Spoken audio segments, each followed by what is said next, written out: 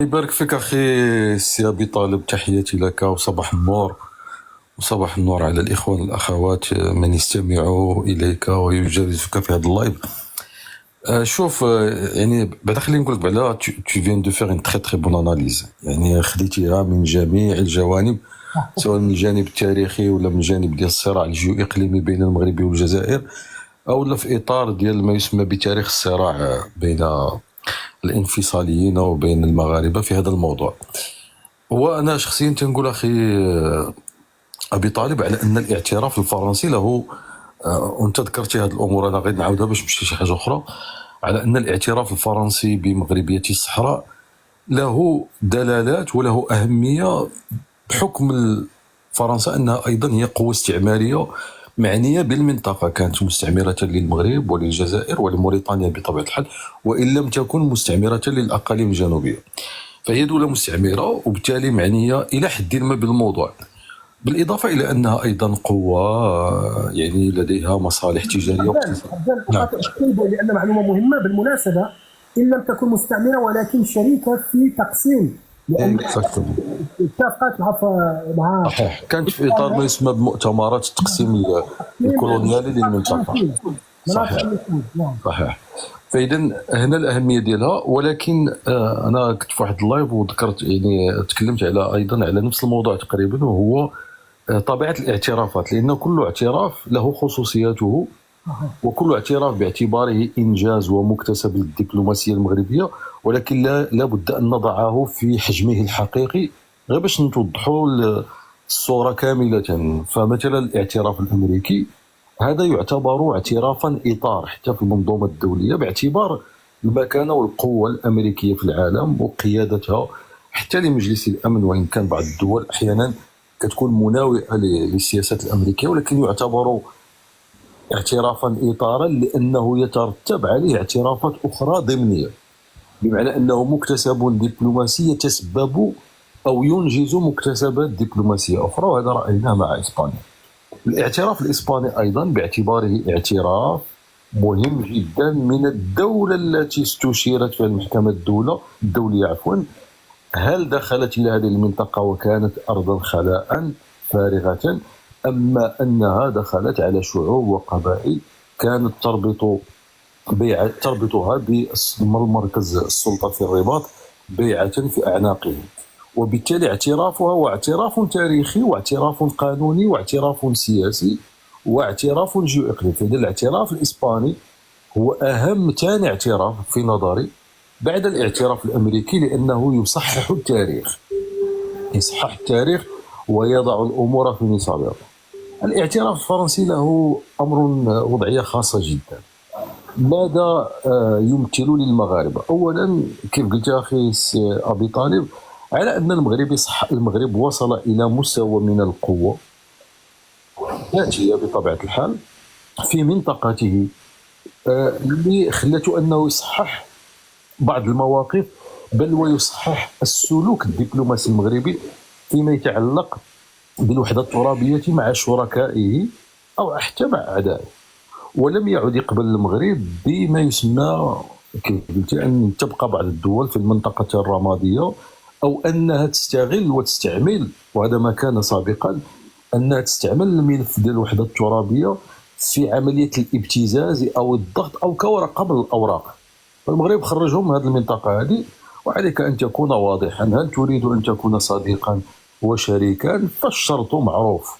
هذا الشرط الفرنسيين للأسف الشديد، أنا أظن بحكم المعرفة ديالي إلى حد ما بالعقلية الفرنسية في علاقتها مع المنطقة، هما دافعوا على الملف، على الأطروحة المغربية في الحكم الذاتي في سنة 2007، بل وأن فرنسا في مجلس الأمن هي من سوقت للموضوع وهي من ترافعت عليه، ولكن حاولت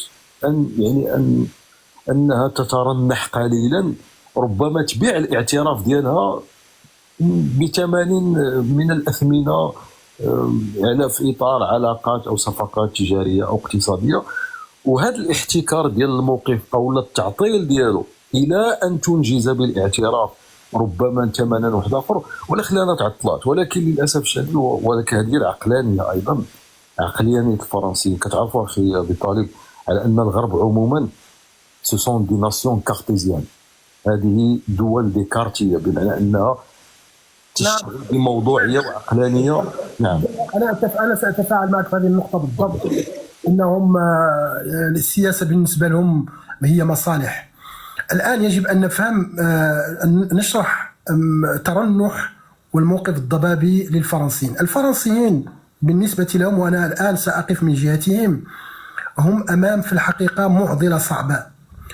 une équation à double inconnu XY، المملكة المغربية والجزائر، ويترنحون حسب مصالحهم. هذه نحن منذ أن يعني بدأنا نفهم في السياسة. الآن السؤال الذي يطرح نفسه، لماذا الآن؟ لا تظن أيضا أن الفرنسيين هم أغبياء. لماذا الآن؟ هذا بما يدع مجالا للشك، وهو ما أيضا حللته وشرحته، أن هناك une perte de vitesse في الأوراق التي متمكنة منها الجزائر، وهي بالضبط الغاز. أنا أعتقد شخصيا أن كلما أصبح الاحتياج إلى الغاز الجزائري فقد أهميته، كلما تصرفت الدول بطريقة، يعني خاصة فرنسا، بطريقة يعني حسب مصالحها. أنا أعتقد أن تخوف، وهو أصبح أمر حقيقي، من وصول ترامب إلى الرئاسة في أمريكا. وأول نقطة بالنسبة له هو إيقاف حرب أوكرانيا. بمجرد أن تقف حرب أوكرانيا تفقد الجزائر هذه الورقة، الضغط التي لديها من ناحية أوروبا كمورد يمكن أن يسد الحاجية من ناحية الغاز. هذا فقط حتى نشرح أن الدول أي تصرف لها لا تتصرف إلا بعد دراسة ونفوذ. وأنا كون أن فرنسا تتصرف بهذه الطريقة وهي تعلم أنها ستغضب النظام المركزي في الجزائر، هذا يعني أن الجزائر تفقد أوراقها، والجزائر تفقد أيضا تأثيرها. هو صحيح أخي أبي طالب، وأيضا يجب أن نقرأ السياسة الفرنسية على أن أيضا تأخذ مجموعة من الاعتبارات. هناك اعتبارات سياسية داخلية أولا، وهناك اعتبارات بينية بين فرنسا وبعض الدول الأوروبية، وخصوصا مع إيطاليا اللي الآن في اليمين المتطرف. وكانت عاشت فرنسا داخل الاتحاد الأوروبي علاقات إلى حد ما متوترة مع الإيطاليين، وبالتالي يتم استعمال أحيانا الجزائر باعتبار أنها يعني جزء من الاقتصاد الإيطالي يعتمد على الغاز الجزائري. فكاين اعتبارات أولا داخلية، لأن ماكرون أيضا يريد، هو كيعرف على أن الدولة العميقة في الجزائر عفوا في فرنسا تسير نحو هذا القرار، وبالتالي اللهم يكون هو مكتسب لما يسمى بالعهدة الماكرونية على أن يحسب على رئيس قادم سواء من اليسار أو اليمين. فإذا المسألة فيك وهو اليسار ربما هو أقل، قد يكون أقل. شكرا عبدال، شكرا. أبدأ، تفضل عز الدين. عز الدين بالرادة.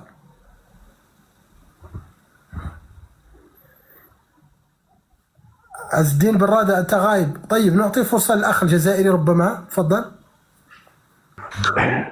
السلام عليكم أخونا أبو طالب، تحية لك وتحية لكل المشاهدين تاعك. صوتي مسموع ياك؟ راني مسموع الأخ أبو طالب؟ ما شاء الله، تفضل. شكرا لك.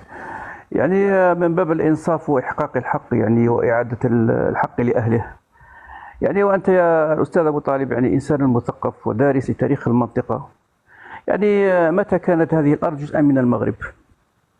في كل كتب التاريخ وفي كل الخرائط الموثقة العالمية لم تكن هذه الأرض جزءا من المغرب. يعني لماذا نقف اليوم يعني مع الجلاد ضد ضحيته؟ لماذا نؤيد؟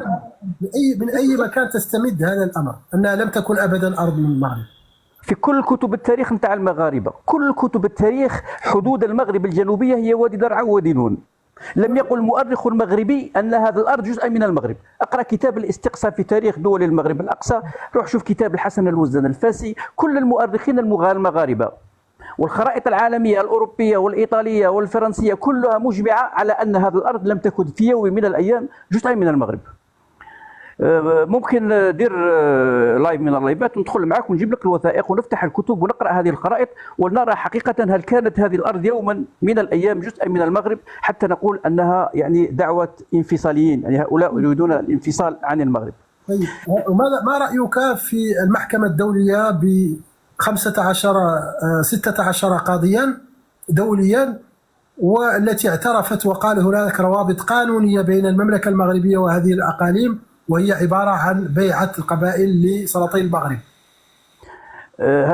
محكمة العدل الأوروبية يعني رفضت هذا جملة لا وتفصيلا. لا لا لا لا هذا شوف، لا تخلطوا بين الاختصاصات. الأوروبية ليست مختصة في التاريخ، هذه محكمة تحكم، تنظر في عقد تجاري بين أوروبا والمغرب.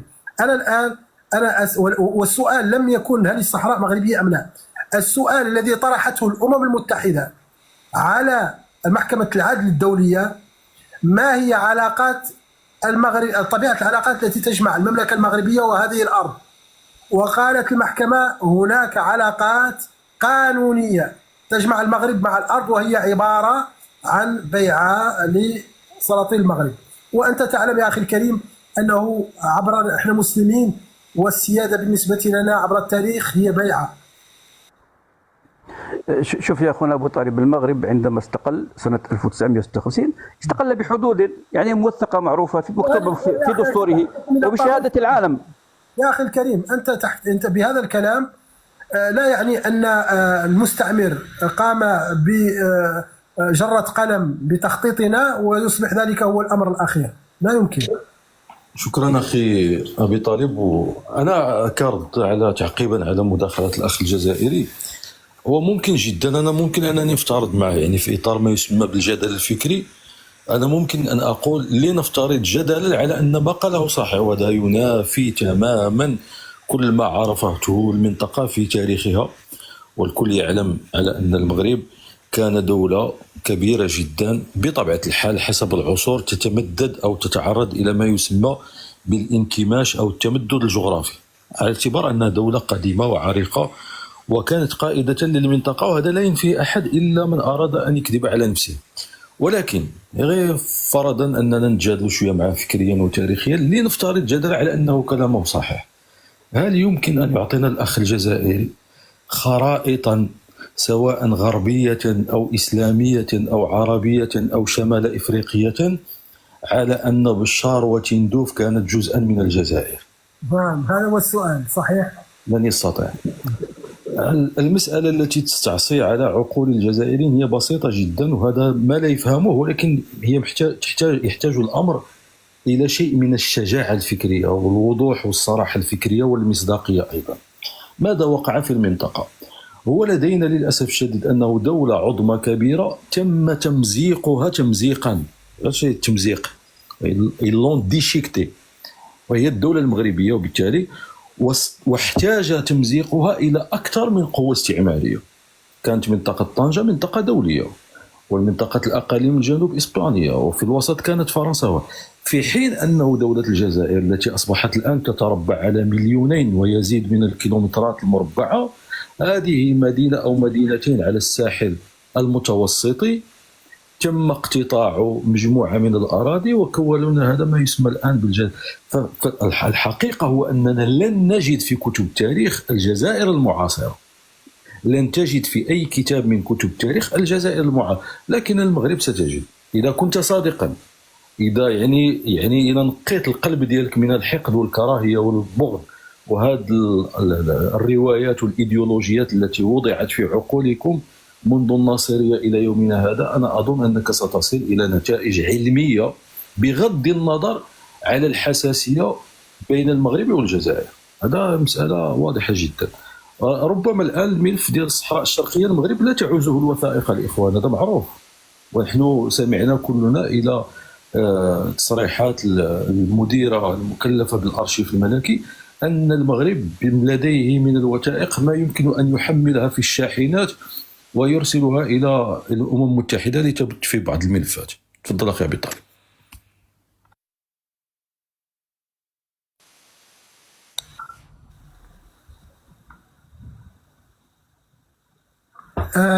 تفضلوا. جاني فقط اتصال.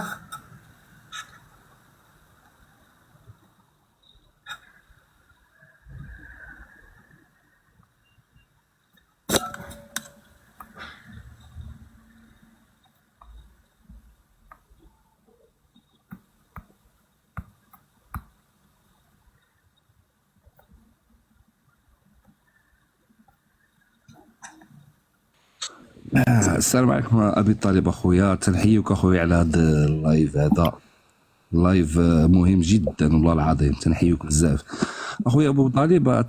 تنوجه الكلام الجزائري بالنسبه لكلمه البيعه، راه كلمه لها وزن كبير في عند المسلمين. وهذه البيعه تجلت في الخلاف الذي كان بين معاويه وعلي بن ابي طالب رضي الله عنه حول اخذ الثأر ديال مقتل عثمان بن عفان. هذه الحادثه التاريخيه تبين اهميه البيعه عند المسلمين. عندما طلب معاويه الثأر عثمان بن عفان من علي بن ابي طالب، فان علي بن ابي طالب امر اولا من معاويه البيعه، وقال له عندما ناخذ البيعه منك سنقوم باخذ الثأر لدم عثمان. هنا يتبين دور البيعه. البيعه هي اساس الوحده، هي اساس تجمع المسلمين، هي اساس هي لان علي بن ابي طالب كان هدفه الاول هو توحيد التراب المسلمي، هو توحيد الوحده الاسلاميه، الكلمه الاسلاميه هي الاساس عن طريق البيعه. وهذه البيعه نحن المسلمين هي الذي نعترف، هي السياده، هي السيادة بالنسبه للمسلمين. عندما اعترفت المحكمه الدوليه بالبيعه للمغرب، فهذا دليل بان هذه البيعه هي سيادتنا. وما هي البيعه؟ بيعه القبائل الموجوده في الصحراء المغربيه للسلطان المغربي، هذا واضح جدا، هذا لا خلاف فيه. عندما يقول لا ترقوا السياده هذا رايها المحكمه. احنا البيعه نعتبرها هي الشرط الاساسي والوحيد الذي يعتمد عليه السلاطين المغرب في اثبات ملكيه الارض يا اخي، لا شيء اخر.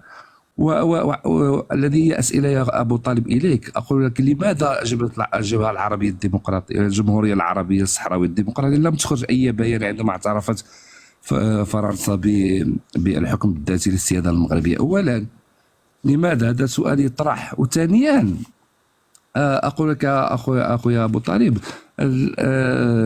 المجموعه من الجزائريين يستدلون على ان الصحراء الغربيه ليست مغربيه بالجريده الرسميه التي قسم فيها المغرب الحدود ما بين المغرب وموريتانيا. ممكن ان توضح هذا الامر؟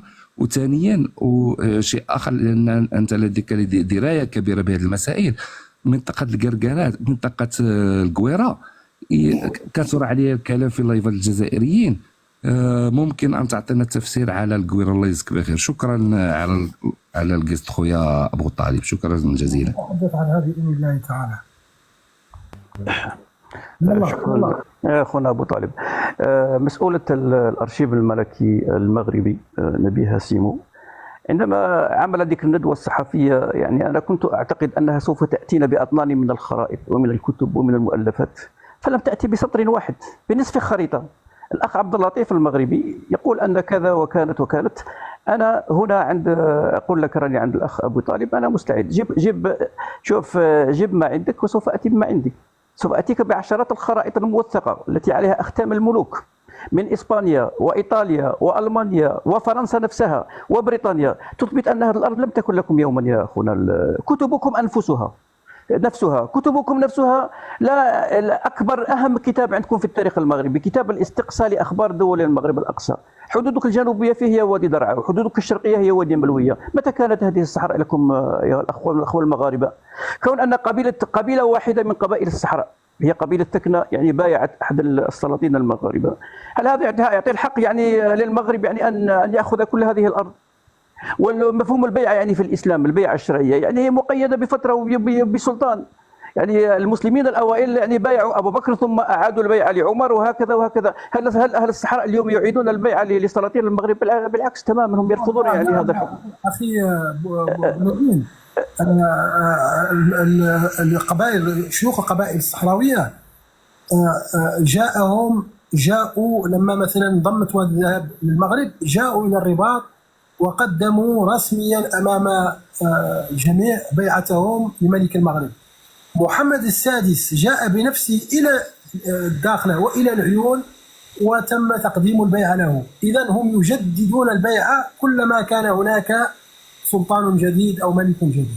اخونا العزيز، قلت لك انا مستعد في اللايف نتاعك نجيب لك ان المغرب، يعني ارض المغرب الاقصى، مجال المغرب الاقصى هو مجال جغرافي قامت فيه دول لا توجد دوله اسمها المغرب. المغرب تاسست سنه 1956. المملكه المغربيه، هذه التسميه الرسميه، المملكه المغربيه سنه 1956 فقط. قبلها يا اخونا العزيز طيله القرن الثامن عشر ارض المغرب الاقصى كانت. كريم، انا اعطيك غير مثال. لا اخويا خليني حقي دقيقه خي يكمل في وقتك اخي العزيز. المغرب طيله القرن الثامن عشر كان ارض سيبه.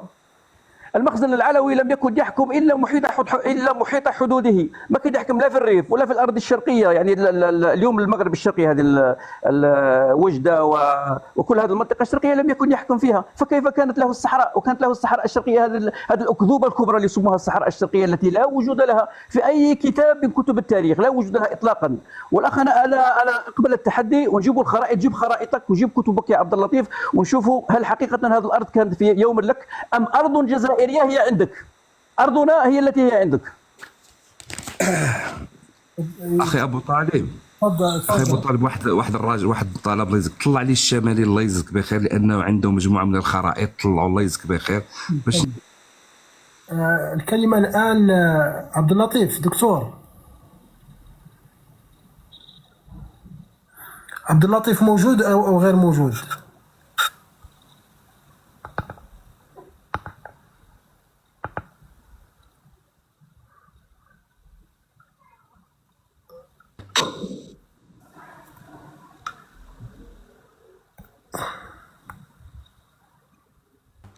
نعم، شكرا لك اخونا عبد اللطيف. اسمحوا لي، عبد اللطيف لم يتكلم. الان الشمالي ربما طلع يدر الشمالي. تفضل الشمالي، تفضل الشمالي. ممكن دقيقة واحدة السي أبي طالب؟ السلام عليكم. دقيقة أنا معكم، دقيقة فقط، نوجد غير البيسي، نفتح البيسي. بتاع البيسي. طيب إذا شوف أخي الكريم، أنا في الحقيقة لم أريد أن يتحول لللايف إلى تردون ما يسمى بنقطة الصفر. يعني أنا بالنسبة لي اليوم لم يعد هناك مجال لنقاش هل الصحراء مغربية أم لا. يعني في الحقيقة هذا ليس هو بالنسبة لي، ليس هو يعني النقاش. نحن الآن في مرحلة أخرى من الملف. هذا الملف أصبح ملف نزاع، ليس ولو لم تكن أصلا للمغاربة حقوق تاريخية وشرعية وقانونية على المنطقة، لما أصلا قبلت الأمم المتحدة أن تنظر إلى الموضوع على هذا الأساس. الآن هناك فقط قضية حول تقرير المصير وشيء. أخونا أبي طالب، أخونا رجاء، اليوم شوف اعتراف فرنسا، يعني هي لم تعترف بالسيادة المغربية على الصحراء، يعني كنا يعني نسمي الأسماء بمسمياتها. هي تدعم يعني الحكم الذاتي. اسمح لي، نحن نريد أن نذهب يعني أن نتحدث على أسس صحيحة. خليني نتحدث على أساس البلاغ الذي يعني أصدرته دولتك ووزارة خارجية الجزائرية. لو لم يكن هناك حدث ولم يكن هناك أهمية لما رأينا هذا الكم من العتاب ومن حتى التهديد ومما يعني، وحتى أنها أوضحت طبيعة الدعم، قالت أنه دعم صريح ليس فيه شك يدعم السيادة المغربية وخطة المغرب في الحكم الذاتي. خويا ابو طالب، السؤال ديالي لماذا الجمهوريه العربيه الصحراويه الديمقراطيه لم تخرج اي بيان؟ لاعب ولا كبير؟ لاعب الان ولا بين الكبار؟ هذا يسأل عنه الأخ الصحراوي. برافو عليك ابو طالب، كبار مقاتل. إذا هي طرف، يعني طرف أخوي أبو طالب، دابا طرف واضح. أخونا أبو طالب، يعني قضية فرنسا يعني نسمي الأسماء بمسمياتها، هي تدعم المقترح المغربي. شوف الخرائط، بسط الدلائل ديالك. شوف ايه الس- هاي مرة كده هلا السلام عليكم ورحمة الله تعالى وبركاته. تحياتي للأستاذ أبي طالب والإخوة نكمل اخويا، الحاضرين. نكمل اخونا المغربي، هذه اللي حقي في المداخله، وقل ما أنت جيت تبع تكلمت لك. قبل مني، معليش تكلم أخي ماشي مشكل. هذا دوري، واذا سمح ابو طالب انا نجيب الخرائط تاعي اخويا، اذا حولته الى لايف تاريخي فانا مستعد. سمعت الكتب امامي والخرائط أنت امامي. تريد الخرائط أخي الجزائري، أنت تريد الخرائط. ال- ال- يا إخوة الكرام، آه، هناك هناك استهداف لللايف، هناك استهداف لللايف. سنعيد التحدث، ولكن بالله عليكم لا تخرجون من الموضوع. أنا منذ سنوات وأنا أناقش وأجادل، جيب خريطتي، جيب خريطتك، جيب دليلي، جيب دليلك. الأمر انتهى بالنسبة لي، وقلتها مرات. أنا لا يطلع لي أخ هنا ليحور النقاش، إلى أمور يرجعنا اللور دائما. يا أخوة الكرام، كيف الآن تريد أن تقول لي ما هي علاقات المملكة المغربية بالصحراء؟ أنا أقول لك المملكة المغربية حكما دول المجلس الأمن معترفة، والسفارات مفتوحة والقنصليات مفتوحة، وأنت لا زلت حتى الآن تريد تناقشني في نقاش يعني عقيم. نحن نريد أن نناقش التطورات الأخيرة على ضوء البيان الحاد الذي يعني اللي خرجت الوزارة الخارجية الجزائرية. السلام عليكم. وعليكم السلام. السلام عليكم. السلام عليكم. جميعا. دونك خلوني نطلع الإخوة اللي كانوا يناقشوا. المهم تفضل ساموري. السلام عليكم أستاذ أبي طالب. شرف نكونوا معكم، مع ناس موريتانيا الطيبة أهلها، وخاصة أن كان حصل لي الشرف ننظم واحد التكوين في ليسكا ديال نواكشوط، وتعرفت على شباب من خيرة الشباب. غير واحد النقطة منهجية، اللي بغى يفهم المنهجية ديال فرنسا وماذا تقوم به ومتى ولماذا، يقدر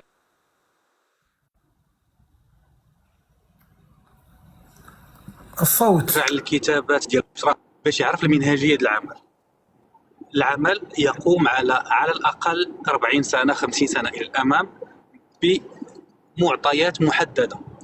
وتقدروا مثلا تشوفوا في التخطيط المجالي كاين واحد الإدارة في فرنسا كتسمى لا داتاغ، دلتا ألفا تونغو ألفا روميو، اللي كتكلف بالتخطيط المجالي والمواصلات والطرق، وكيكون عندها خطط لتطوير المدن ل 40 50 سنة للأمام. والمقترح المغربي ديال الحكم الذاتي دار بواحد الحنكة اللي هي جميلة جدا، واللي أغلبية ديال ما يسمى الدولة العميقة أو الموظفين أو الفرنسيين دازوا من نفس المدرسة. وزيرة الخارجية السابقة وزيرة الدفاع السابقة ميشيل اليوماغي كانت أشرفت على واحد البرنامج يشابه هذا اللي كان دار في منطقة الباسك، وكان سميتو بروسبكتيف دو بيي باسك. كان خرج التقرير ديالو واقيلا في ما بين 95 و 2000، ما عنديش لا دات اكزاكت، ما بقيتش عاقل عليها. وكان تقريبا نفس المنتجات ونفس الامور اللي قدمها المغرب، اللي خلى ان احداث العنف في الباسك الفرنسي كانت اقل بكثير من احداث العنف في الباسك الاسباني، بناء على ادماج الساكنه المحليه، جلب استثمارات، تحويل قطب اللي كان فلاحي وفقير نسبيا الى قطب فلاحي صناعي سياحي، اللي اصبح مشعل ديال الدوله الفرنسيه، خاصه فيما هما الرياضات البحريه. ولا شفنا بياغيت سان جون دو لوز في الصيف او في الشتاء كتكون ممتلئه على اخره باصحاب الركماجه والرياضات البحريه والصيد. ويمكننا نديروا واحد الباراليل ما بين ما قام هنا وما قام هناك، ولماذا ان هيكل الدوله اللي هما ماشي المنتخبين، موظفون السامون وما الى ذلك، كيقتربوا فكريا من الطرح المغربي، لانهم عاشوا نفس المشاكل ديال الانفصال وحلوها بطريقه سلبيه بناء على الادماج والتطوير الاقتصادي وعدم اقصاء الساكنه المحليه في اتخاذ القرار. وشكرا. سماع، والله جزاك الله خير، لأن هذه معلومات مهمة وقيمة جدا، لأن نحن نريد أن نستفيد. أنا شخصيا مثلا استفدت من تدخل الأخ ليقول لي يعني أن الخطة المغربية التي وضعت على الطاولة وتتحدث عنها قرارات مجلس الأمن وتدعمها اليوم كثير من الدول العظمى وتشيد بها، الأخ يبين أنها قائمة على نموذج ناجح. وشكرا لك. هذا شوف أخي الكريم، هذا هو الفرق بين لماذا تسمع. عندما شفت كثير من الناس لا يفهمون الاختيار الدقيق الذي تقوم به وزارات الخارجية في الدول، وخاصة عندما تكون أوروبية. عندما تقول بيان مثلا الإسباني أن الخطة المغربية خطة جيدة، بمعنى أنها تم دراستها وأنها تعتبر صالحة لحل هذه الأزمة، ولذلك شيء منه. تفضل يا جنرال. السلام عليكم أستاذ أبي طالب والأخ صمويل والإخوان اللي معنا في اللايف. شكرا على الجاست. أنا نرجع لك البلاغ ديال وزارة الخارجية الجزائرية. النقاش ديال هذا البلاغ خصو يكون من جانبين أو في إطارين، من الشكل والمضمون. الشكل هو اللي كيهم حاليا. علاش؟ لأنه المضمون الاعتراف الفرنسي بمغربية الصحراء لم يصدر بتاتا من أي جهة رسمية من الجزائر من فرنسا، ولكن غادي نقدروا نناقشوه في إطار آخر. من ناحية الشكل ديال البلاغ، ماذا وقع؟ حسب يعني التوقع، هو غالبا هو التوقع الذي كاين، أن تم اتخاذ القرار في فرنسا وأبلغت الجزائر باعتبارها دولة محورية في المنطقة، بغينا ولا كرهنا، دولة ليست يعني عندها الوزن ديالها، بشكل رسمي عبر القنوات الدبلوماسية. أبلغت الرئاسة أبلغت أصحاب القرار الحقيقيين اللي هما عبارة عن أجنحة. وهنا تنم خطورة الوضع في الجزائر. فأحد الأجنحة الذي يتحكم في الإعلام الرسمي للدولة هاجم فرنسا بدون أي لباقة دبلوماسية وبدون بخرق لكل الأعراف الدبلوماسية التي تؤطر الاتصالات التي تتم عبر القنوات الدبلوماسية. الاتصالات التي تتم عبر القنوات الدبلوماسية حتى إذا أريد أن يرد عليها فيرد عليها عبر تسريبات سواء إعلامية أو من طرف مسؤولين بدون يعني يمتنعون عن إظهار هويتهم. الذي وقع هو أن تم الرد ببلاغ من وزارة الخارجية في وكالة الأنباء الرسمية على قرار لم يصدر من أصحابه بعد.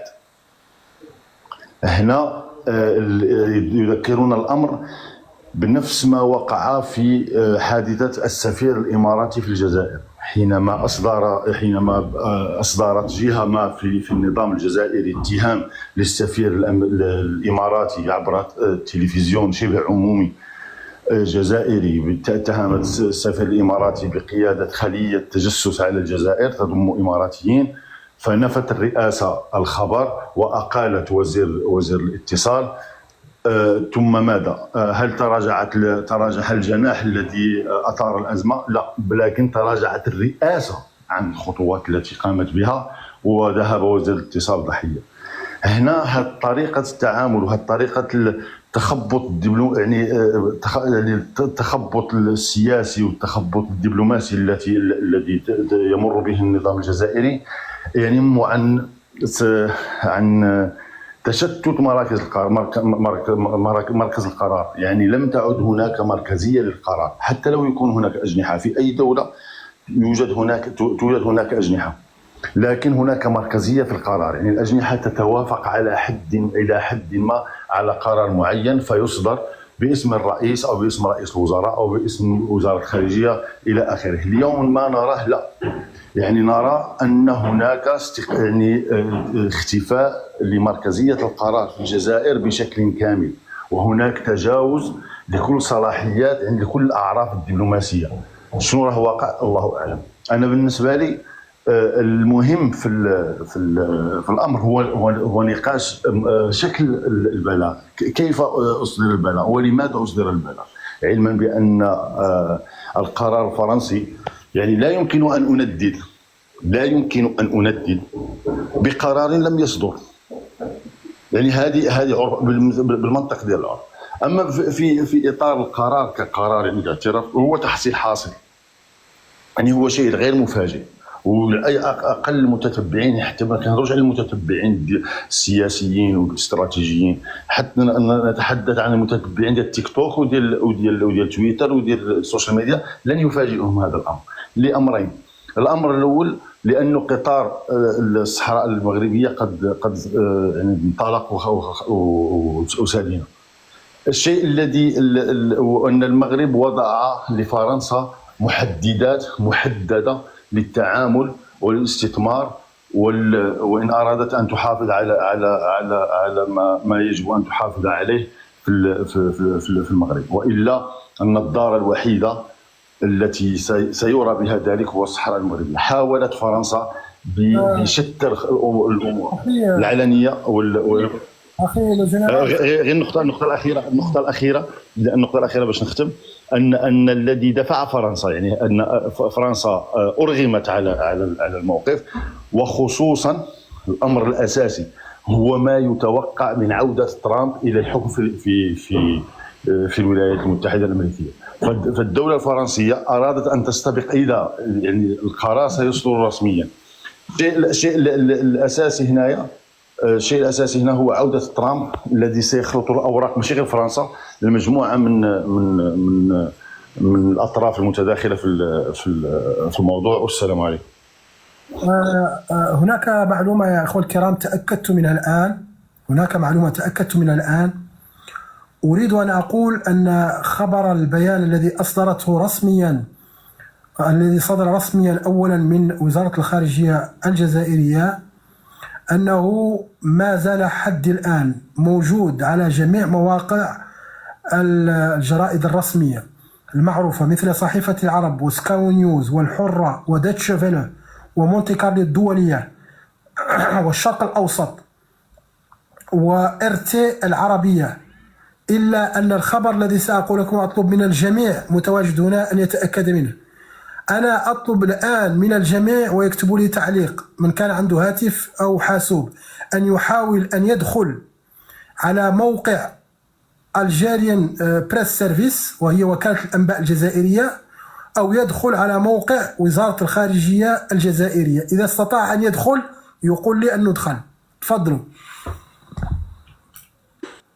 أستاذ أبو طالب، لقد سحب من الموقع، ولكن في صفحة إكس الرسمية للوزارة إلا دخلت لتويتر ودرت mfa.com.dz إلى حدود البارحة في الساعة 2 صباحا بتوقيت الرباط كان ما زال موجود. الآن أنا لا أطلب هل سحب، أنا أقول أن مواقعهم لا يمكن الدخول إليها الآن، ولذلك أنا عملت عندما تقوم بلا ريشيرش يطلع لك العنوان، عندما تحاول أن تدخل في الموقع لا يمكن أن تدخل في الموقع. وهذا يعني في الحقيقة يعني ليس طبيعي. APS.DZ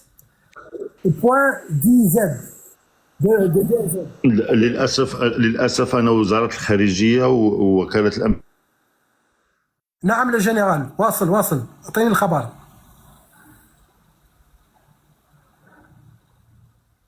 الصوت لا أسمعكم. للجنرال، هل تأكدت من الأمر؟ يقولوا الإخوة قالوا غير متوفر. ليس فقط غير متوفر، هل هذه المواقع مغلقة؟ هل هذه المواقع تستطيعون الدخول إليها.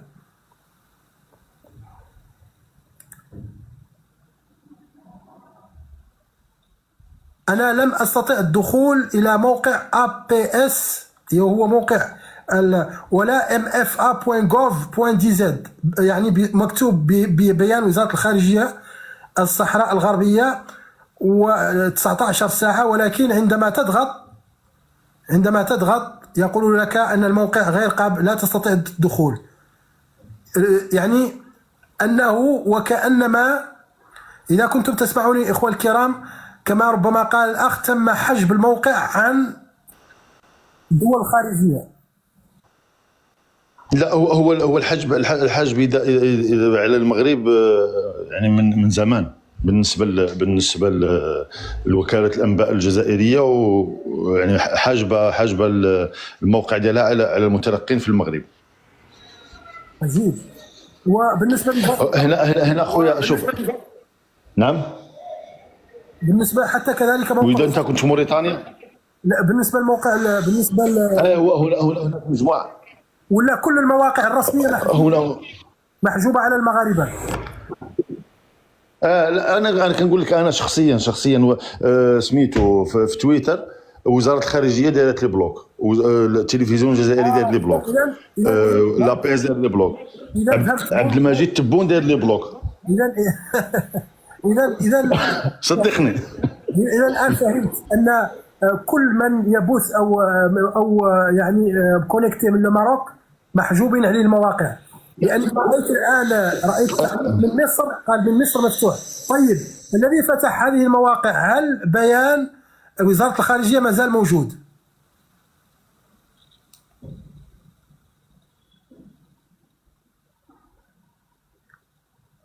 هنا في إسبانيا مفتوح، ولكن هل بيان حجبوا كل شيء؟ طيب أنا موقع الوزارة على فيسبوك أنا فتحته من المغرب.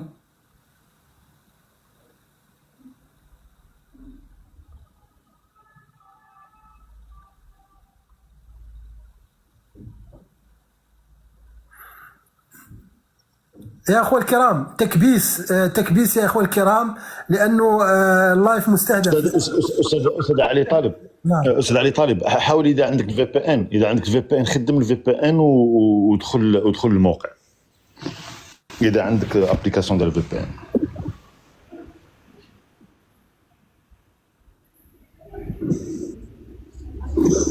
انا البارحة فقط دخلت في موقع وزارة الخارجية شؤون الجزائرية على الفيسبوك، والبيان كان موجود البارحة، وعملت منه كابتور ديكران وموجود عندي.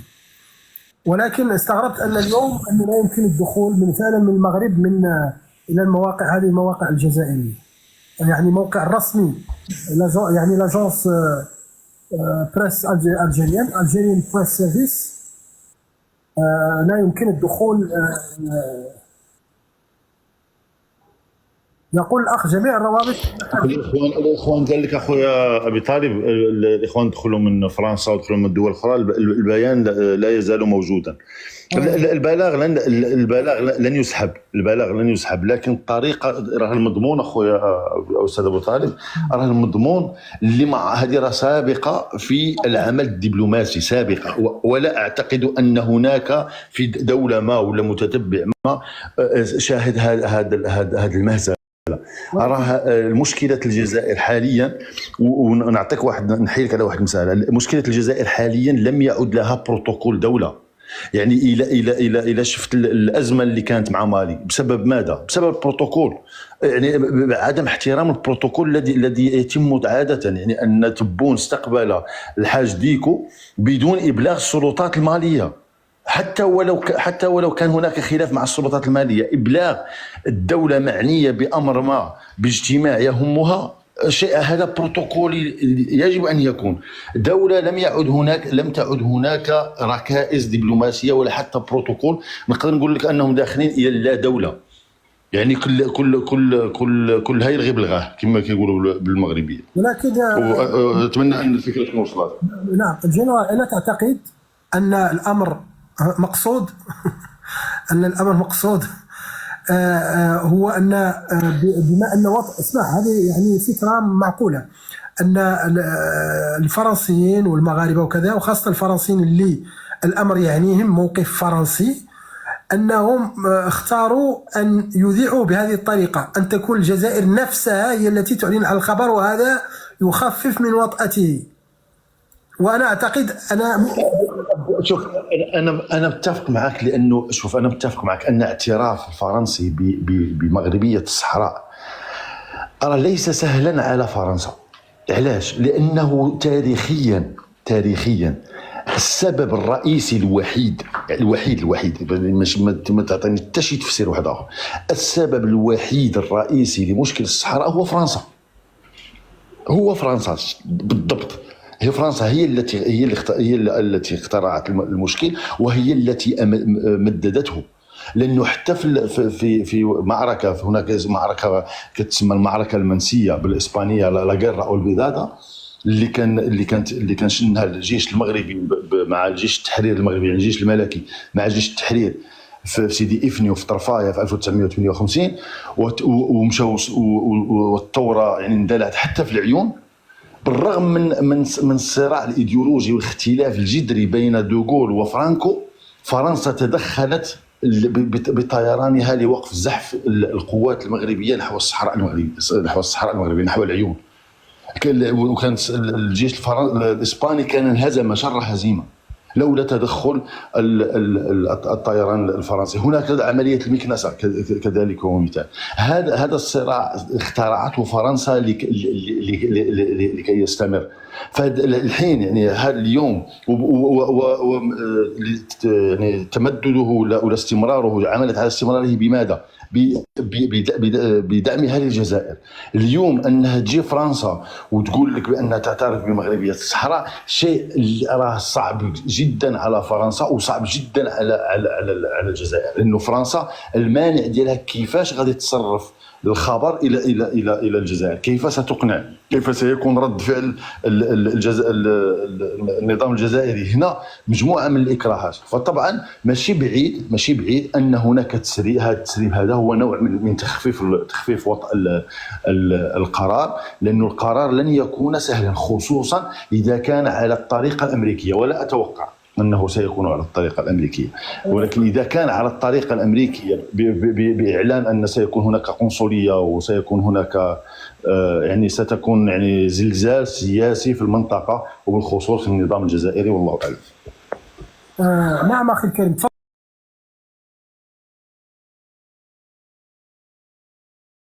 تفضل حبيب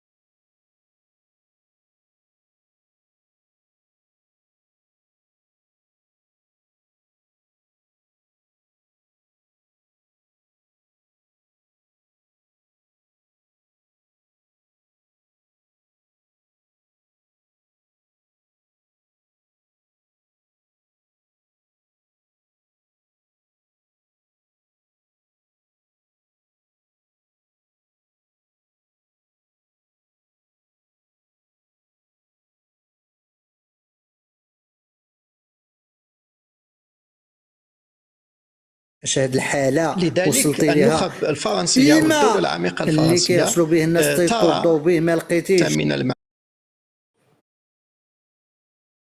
ما راعيتيش الخصوصيات المحليه من اللغه راك لن تحقق التنميه.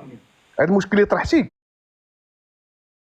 وهذا نتيجة كذلك يعني الموقف الأمريكي، لأن الولايات المتحدة الأمريكية لا ترضى عن الدور الفرنسي لا فيما يخص الحرب الأوكرانية الروسية ولا فيما يخص التواجد ديالها في افريقيا، لان فرنسا فقدات هذيك الصوره والسمعه اللي كانت عندها في افريقيا، والافارقه لم يروا انها يعني بلد يمكن ان يتعاملوا معه. اذا النخب الفرنسيه فرنسا العميقه ارتأت على انه يجب الان ان نصبوا صبوا الولايات المتحده الامريكيه وإسبانيا حتى لا تفقد مواقعها داخل المغرب ومن داخل المغرب إلى إفريقيا. فهي أولا في مصلحة ما قامت به فرنسا، يدخل في مصلحتها هي الأولى.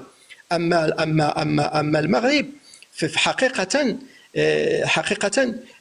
اعترفت فرنسا أو لم تعترف، فالموضوع بالنسبة للمغرب قد انتهى باعتراف الأمريكي وبالاعتراف الإسباني. الموضوع قد انتهى، وما تقوم به السياسة الخارجية المغربية الآن في الوحدة الإفريقية تصبو يعني هي تعمل الآن على كل ما بقي لجبهة البوليزاريو هو تواجدها في الاتحاد الإفريقي، والمغرب سيعمل لإزاحتها على الاتحاد الإفريقي.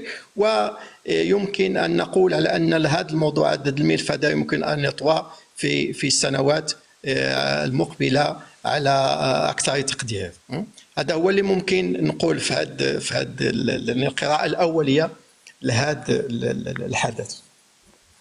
أنا شخصيا يعني فكرت مثلك بهذه الفرضيات، ولكن يعني أعلم أن هذا يدخل فقط في إطار لا كومينيكاسيون. عندما تكون مثلا فرنسا علاقاتها وطيدة مع الجزائر، عندما أنا سأخذ قرار يضر بسياستك الداخلية والخارجية ونحن بيننا علاقات، أقول لك فحوى القرار وأقول لك من الأفضل أن تعلن أنت عنه، سيكون وطأته أقل. وأنا أعتقد شخصيا أنه ليس تسريب ليس كذا، ولكن الفرنسيين رفقا بالجزائريين قالوا لهم وهذا ما يقع أصلا بين الدول اللي بينها علاقات، عندما ستأخذ قرار تعلم أن له تأثير على جهة ما تبلغها مسبقا حتى لا تتفاجأ، لأنك تعرفوا أن وقع المفاجأة كما يقال موت الفجأة خطير جدا. إذا أنا أعتقد أن فرنسا أبلغت الجزائر وأبلغت المغرب، وأصبح بدل أن يكون يعني وقعه قوي جدا وكأن الجزائر هي التي تعلن على القرار، وهذا في الحقيقة خفف من حدته. لو أن مثلا انتظروا حتى كانت هناك لقاء على أكبر مستوى إما بين الملك المغربي وماكرون أو وزير الخارجية المغربي ووزير الخارجية الفرنسي وأعلنوا عنه بهذه الطريقة، تصبح الجزائر فعلا في موقف لا تحسد عليه، وقد يصدر منها يدعو ذلك لأن تأخذ يعني ردة فعل خاصة في وجه الانتخابات الجزائرية، في وجه البوليساريو التي تحتضنها. ولذلك أعتقد أن الأمر مدبر بطريقة جميلة جدا، أن الجزائر هي التي تعلن هذا الخبر السيء، وبالتالي لاحظنا الإشادة بدل أن يقال أن الجزائر السياسة الخارجية الجزائر هزمت أو تلقت ضربة. اليوم رأينا مثلا الصحراويين الداعمين لجبهة البوليساريو أو الناشطين الداعمين لجبهة البوليساريو بدل أن يدينوا القرار يشيدون بالموقف الجزائري. هذا هو يعني السبب الحقيقي وراء أن يتركوا الجزائر التي تعلن الخبر بهذه الطريقة. وفي الحقيقة أنا قلت هو يعني إرث ثقيل، وبدأت وطأته تحس بها الجزائر فعلا، وبدأت الهزائم الدبلوماسية تتتالى في نفس الشهر كما قلت دول الساحل، يا أخوة الكرام لا يفوتكم هذا، من 5 جويلية دول الساحل أول شيء دعمت مغربية الصحراء بتواجدها في الداخلة يوم بالضبط عيد الاستقلال الجزائري. ثم بعد ذلك استبعاد جبهة البوليساريو من قمة في غانا من لقاءات الاتحاد الإفريقي مع اللقاءات الدولية. ثالثا إعلان السفيرة الأمريكية في الجزائر أن اعتراف دولته اعتراف تاريخي ولا رجعة فيه. وأخيرا دخول فرنسا على الخط. إذن كل هذا في شهر جويلية. وأعتقد أنني اليوم أنتظر بفارغ الصبر الخطاب الملكي يوم 30 جويلية 2024. أتمنى أن يكون الملك بصحة جيدة وأن يعطينا المعلومات الحقيقية. هو قليل الكلام وخير الكلام ما قل ودل. قليل الكلام الملك المغربي، ولكن خير الكلام ما قل ودل. وسيأتينا بإذن الله تعالى الخبر اليقين بإذن الله تعالى، أمده الله بالصحة والعافية، في خطابه خطاب العرش سيكون أعتقد يوم 30/7/2024. وإن شاء الله تعطى لنا تحدد البوصلة. في السنة الماضية كنت سمعت خطاب للملك بمناسبة ثورة الملك والشعب، وأنا من الناس لو رجعتم إلى كل مرة لما يتكلم عندي تعليق وتحليل. قلت نحن دخلنا في مرحلة جديدة في هذا الملف. لأول مرة الملك لم يتناول الملف من جوانبه يعني السياسية وكذا وكذا.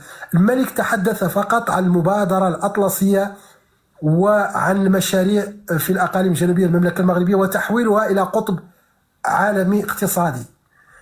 إذن فهمت أننا دخلنا في مرحلة جديدة.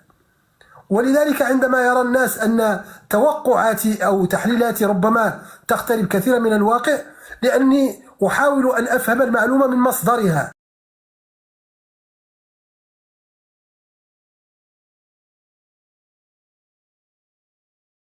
سؤال انتاج المغرب شون فيزيونير غتلقى واحد قسنطينة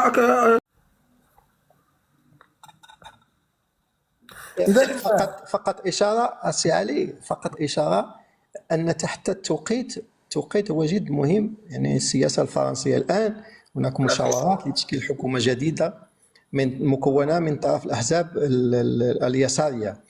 يمكن هذا القرار أن يسهل مأمورية هذه الأحزاب وتمريره من طرف الرئاسة الفرنسية. هذا من جهة، ومن جهة أخرى هذا الحدث هذا وهذا الاعتراف الفرنسي فهو يشكل، لأن النظام الجزائري العسكري الآن فهو يعني أسسه الأساسية قيامه هو الدوام لجبهة البوليساريو والملف الصحراء. إذن ننتظر أن هناك تداعيات جد قوية فيما يخص النظام العسكري الجزائري، فيما يخص هذا القرار الفرنسي. أعتقد أن سنرى عدة تحولات ستقع في الجزائر من جراء هذا القرارات. معنا أول مع الأسف بعد أني ما تعرفت عليه السي نور الدين، لأن هذا البروفيل ما نعرفه، ولكن دائما لديه أفكار يمتعنا بها. تفضل أخ نور الدين. تحية طيبة لصديقي العزيز أخ أبي طالب، الأخ حبيبو، الأخ صامول ما معين السمية ديالو. تحية للجميع. كل ما في الأمر السي أبي طالب هو أنه بغيت نطرح لك واحد السؤال قبل ما نبدا النقاش ديالي، لأن سؤال جوهري. السؤال هو: واش تظن السي أبي طالب أن الجزائر العميقة، حكام في الجزائر، يظنون يوما أن المغرب سيتخلى عن الصحراء الغربية المغربية، أن المغرب غادي ينهزم في هذا الملف؟ أبدا. أنا نجاوبك. اسمع، لا خليني، لا قلت لي نرايك سؤال غنجاوبك في ثانية. يلا نجاوبك في ثانية بواحد الواقعة ذكرت لي، أن لقاء الملك الحسن الثاني رحمه الله والشادي بن جديد رحمه الله في وجدة، كان جالس الملك الحسن الثاني رحمه الله مثل هذه الجلسة، ويقف ولي العهد هنا ويقف مولاي رشيد نفس الموقف هنا، فقاله الملك الحسن الثاني: إذا أردت أن تأخذ أحد منهما ولا تأخذ شبر واحد من الصحراء. راني جاوبتك. برافو. ونزيد نأكد لك السي أبي طالب، ماشي غير الجزائر اللي عندها اليقين التام بأن ما عمرها تنتصر في هذا الملف، حتى القيادة في البوليزاريو، حتى البوليزاريو نفسهم. وهو الأخ السالك خرج بتصريح وقال بأنه المسيرين ولا القيادة اللي كاينة في البوليزاريو حتى هما عندهم اليقين التام بأنه الصحراء الغربية ما عمرها ما تكون بلد ديالهم. ولكن كل ما في الأمر أن الجزائر تريد تعطيل هذه الحركه وهذا النمو اللي تعرفوا المغرب الحمد لله من الناحيه الاقتصاديه، وباش المغرب مع عمره يكون قوه اقليميه مقارنه للجزائر. هذا هو طرح الجزائر، وهذا هو علاش الجزائر تستثمر مئات الملايير من اجل اضعاف دوله المغرب. هذا هو المكين في الطرح. وهذه القضيه هذه عملت عليها كذلك فرنسا. فرنسا ملي خرجت من الجزائر وخلقت دوله الجزائر، عملت كل ما في وسعها باش تخلي هاد المشكل وهاد الضليعه كاينه مستمره، لانها تخدم مصالح فرنسا باش يكون توتر بين المغرب والجزائر. وفرنسا عندها علاقات جيده مع الجزائر ومع المغرب، الا ان المغرب الحمد لله في السنين الاخيره غير موقفه وغير ثوبه وجلدته، ولا دوله عندها تنوع في العلاقات ديالها الخارجيه، دولة اللي تعرف واحد التطور اقتصادي وواحد النمو الحمد لله في جميع الميادين، مما جعل ان فرنسا ولات ترتبك مع المغرب، وعرفت بانها غيدعوا لها عده صفقات مهمه. ونعطيك اخر ما كاين في دابا الان هو الصفقه ديال القطار السريع ما بين مراكش واكادير، ما بين الدار البيضاء مراكش اكادير. تعرف على انه من قبل ملي كنا طلبنا بغينا نعملوا تي جي في بين طنجه والدار البيضاء، طلبنا مباشره لفرنسا، هي الوحيده اللي عطاتنا العرض ديالها وقبلناه ومشينا فيه بعينينا مغمضين. الان عندنا فوق الطاوله 3 العروض ديال اسبانيا وديال فرنسا وديال كوريا، والاختيار المغربي غيكون لازم يكون فيه تدخل سياسي. هذا مثل من الامثله، اما عده امثله استثمارات ضخمه كاينه في المغرب الان، واللي عملنا فرنسا في التوش، عملناها في الجانب. وفرنسا واعيه، فرنسا راه خصكم الاليزي راه تتوصل بالتقارير باستمرار، تقارير من عند السفير ديالها في المغرب، من عند المخابرات ديالها اللي ستعطيها اشارات ان المغرب غادي في واحد الطريق ديال النمو ديال التطور الاقتصادي، وكاين هذا سوق كبير اللي يتحل لفرنسا. وهي فرنسا اصبحت ثاني مستثمر في المغرب بعد ما كانت لمده 40 سنه هي المستثمر رقم 1 في المغرب. الان ولات من بعد اسبانيا، ومن بعد غادي يدخلوا منافسين اخرين، ولما لا تولي ثالثه ورابعه وخامسه. وهذه فرنسا واعيه به. الله يحفظك اخي نور الدين، هذا بالضبط وما كنت انتظر ما ينقصنا في اللايف هو هذا التحليل. يا اخوان الكرام، كما قال الاخ نور الدين، السياسه مبنيه على المصالح. ما معنى المصالح الاقتصاديه؟ وهو الذي قلت انه فرنسا لاحظت والتقارير التي وصلتها انها ستلقى في اخر الصف، في اخر الطابور للمستثمرين اذا لم تبادر بلعب دورها والوصول الى العلاقات او فقد العلاقات التاريخيه وكشريك اول للمملكه المغربيه. ولذلك قلت ان حتى اعتقد ان فرنسا ان ما وقع في امريكا، وكما قلت هذه الحرب الاوكرانيه عندما تتوقف تتغير المعطيات. تفضل. غادي نزيدك اضافه اخويا ابي طالب باش الاخوان المتتبعين يفهموا مزيان هذا الطرح ديال التدخل السياسي في القرارات الاقتصاديه. نعطيكم المثال ديال القطار السريع اللي نجدته السعوديه بين مكه والمدينه. هذا القطار السريع الكل اندهش ملي هذه الصفقات تعطات لاسبانيا، رغم ان اسبانيا ما عندهاش تكنولوجيا متطوره في التي جي في وما عندهاش زعما تاريخ في هذا الميدان. ورغم ذلك التدخل ديال خوان كارلوس اللي هو عنده علاقات وطيده ملك اسبانيا السابق مع النظام في السعوديه، ضغط وجعلهم ياخذوا هذه الصفقه اللي هي صفقه الملايير الدولارات. هذا مثال من الامثله باش نبين لكم بانه الان السياسه تتدخل. لابد اذا كانت علاقات سياسيه طيبه غادي تدخل باش تكسب سميتو اسواق اللي هي مهمه. هذه من الناحيه الاولى. اللي بغيت نشير له هو ان هذه الظرفيه هذه ظرفيه ماشي استثنائيه، ماشي ظرفيه زعما عبثيه.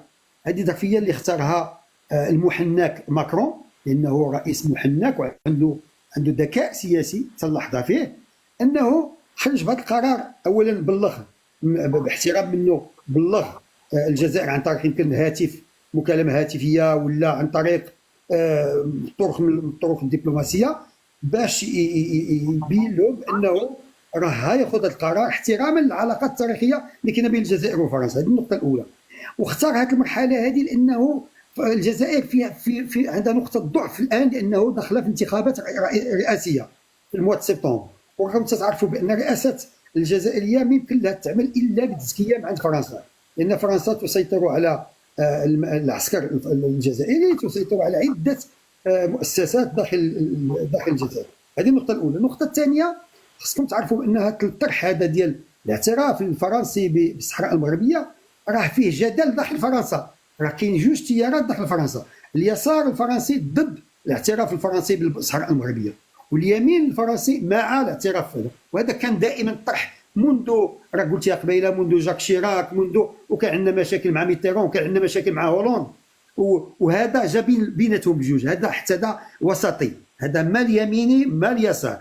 الان استغل ماكرون هذه الظرفيه ديال الالعاب الاولمبيه، لان الشعب الفرنسي كله وكل شيء مركب على هذه الالعاب الاولمبيه، واستغل كذلك الضعف والتوتر السياسي اللي كاين داخل فرنسا الان. خصكم تعرفوا بانه هذه شهر كانت انتخابات برلمانيه داخل فرنسا، وما ما دلاتش بشي فريق اللي انتصر بصفه متميزه، حيث انه ثلاثه الجهات اليمين والوسط واليسار جابوا تقريبا نفس النتائج، ما كانش اغلبيه مطلقه، وكان عندهم مشاكل باش يعينوا رئيس البرلمان داخل فرنسا، حيث انه وصلوا ثلاثه اشواط، الشوط الاول في الانتخابات والشوط الثاني والشوط الثالث عاد تفرز بصعوبه ب 12 نقطه، ب 12 صوت فارق، باش طلعت